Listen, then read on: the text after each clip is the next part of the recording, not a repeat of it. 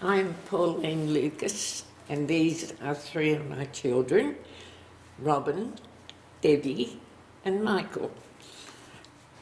We originally lived in Sydney on the Parramatta River, and my husband was a boat builder in his family's business, and he also had two boats that were chartered out for fishing parties. He was then asked by an American company, the manager in Australia was Keith Tierney, if he would do a charter of the New South Wales, Victorian and Tasmanian coast, looking for abalone. They basically, because Dad was diving with them every day, he was able to see the potential.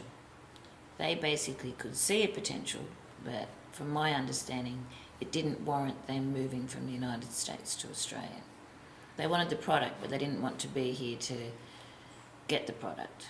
And for the next couple of years, Jack operated boats out of Eden with crew, and in those days it was the boats that held the licence, not the driver.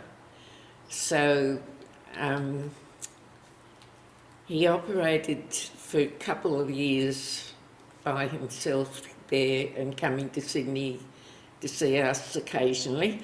And in 1967, on January the 14th, we shifted to Eden and lived opposite the Fisherman's Club in Michael Furter's house. We then operated that as the base for buying abalone off other people. I think for me, my memories are, because Dad was quite often away, this was the stalwart. This was the lady that was down there weighing in abalone at 10 o'clock at night. Then the divers would come up with their weights, and it was our job to write out the receipts, the dockets, how much they need to be paid. We'd write out the cheque and then send the cheque back down to Mum to sign it down the bottom. It was high tech, because I think we were all involved in one sense with the whole daily process of getting those fish weighed. In the backyard. He was basically, he had one freezer truck, and then it was like a truck body, wasn't it? Yeah, With a side cut out. Semi-trailer body. And then it was basically a tray, and it had a drain thing at the end, and one of those big scales. big scales, and you'd have those guys that, if we were weighing it, they just put their little foot underneath it, or put their foot on it to give it a bit more weight, and it's, excuse me, step back. 32 kilo bags, would have been pounds in the old days. But yeah, and then they were basically put into a big heavy PVC plastic bag, and then In a bin. and then they would be, we used to have these tied up at the top, twisted, and we used to have a bit of wire with the two rings on the end of it, and you put that around it, and then there was a wire puller. Yeah, the same as you use for doing concrete, mesh for concrete and that. And you'd pull it, and it'd pull it tight, and then you'd lay it into a fish bin. Obviously, Debbie did a lot of that. But yeah, there was, weighing, got to fill it, filling trucks at 2 o'clock in the morning. And so where did it go from there? Sorry, to Melbourne Was or to Sydney. It was quite common for Jack to be doing a trip from Sydney back to here and then to Melbourne at least once a week. Pretty much backyard operation. it was pretty. Half run by small children.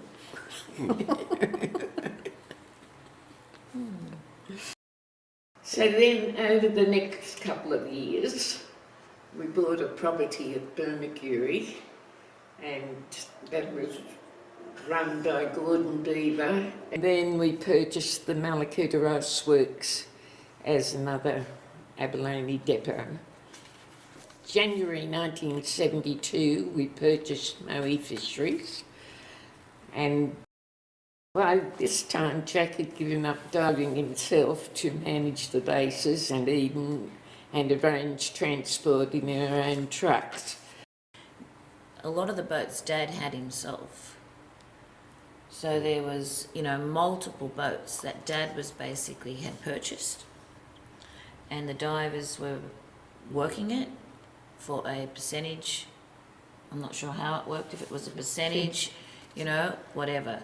But there was trawler-sized boats down to 17-foot Haines were the main ones. There was a Volvo, there was different boats. And at one stage there, I can remember, Probably had 20 plus boats. 20 plus boats. So they were something that brought a lot of people to the town. I can remember there's people in this town that, are here because of Pauline and Jack. We had a lot of mixed variety of people. We had some frightfully intelligent people who had basically just in that 60s, late 60s, 70s, out of the rat race. And there was, there would be people that had, Jack had they'd like to get into the abalone industry, but they didn't have any money. And I can remember Dad having a beautiful gun case with, I don't know if it was a double-barreled shotgun, but it was for skeet shooting, and he didn't have the money to get in, but Dad got that as collateral, and the idea was that he would be able to get it back, he paid it off and things like that. And, I can remember, the front bedroom, divers turning up. Mum had a whole pile of wetsuits that they could come in and buy, and, helping people get into their wetsuits for that first time. And when you say the front bedroom, the bedrooms weren't very big. They were tiny. They were very small. And there was only 2.5 bedrooms, and it was a six-member family. But it was a case of basically these guys had everything to help these people get it set up. If it was the wetsuits, the goggles. And then the abalone industry changed, where the boys were, initially they were bringing them in unshelled. And when we first started, they were graded. So A grade abs were like this, all the way down to your little Ds. And then I think it's about the 70s, they bring it in then. The fish had to be weighed in the shell. Yeah, because they used to chuck them, because there used to be a big pile of shells at the steps at the wharf there. I remember. That's where everybody used to just chuck, come in, do it at the wharf. Yeah. And then at one stage they had to be weighed and then shelled. So when the laws were changed to licence the individual diver and not the vessel, because he was not currently diving, he was not permitted to hold a licence. So economically that was a big blow, because the licences then became very valuable. During the early hours of the morning, Forensic blamed the fire on a battery charger. There was talk in the pubs of an unhappy diver claiming he did it. By this time, the individual divers were still selling their abs to us, but operating out of their own boats. When you look at the abalone industry, there was, basically you could say that Eden was the base, and then Jack got up and set up the base in Victoria. And then when the laws changed, we had this monstrous battle between New South Wales divers and Victorian divers. So it was, it got quite... Well, there was guns involved. There was guns, there was burnt to the ground, water level in Malakuta, because they were owned by Jack Lucas. I do remember later on going to Malakuta and thinking, I don't think I'll mention I'm Jack's daughter, just because of that.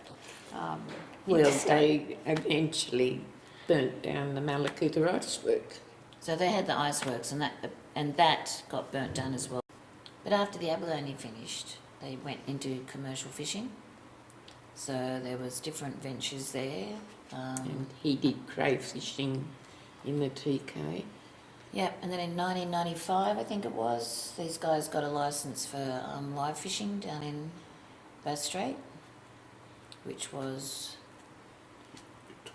completely different type of fishing again. So they were hand lining for the fish. So I would just like them to be remembered for people that gave something to the town and gave people opportunities. But I also think the commitment that Pauline and Jack put into it, it was a heart and soul, and it was a whole family commitment. And it was a big expense for them, but it was also, they set up the infrastructure to give people opportunities.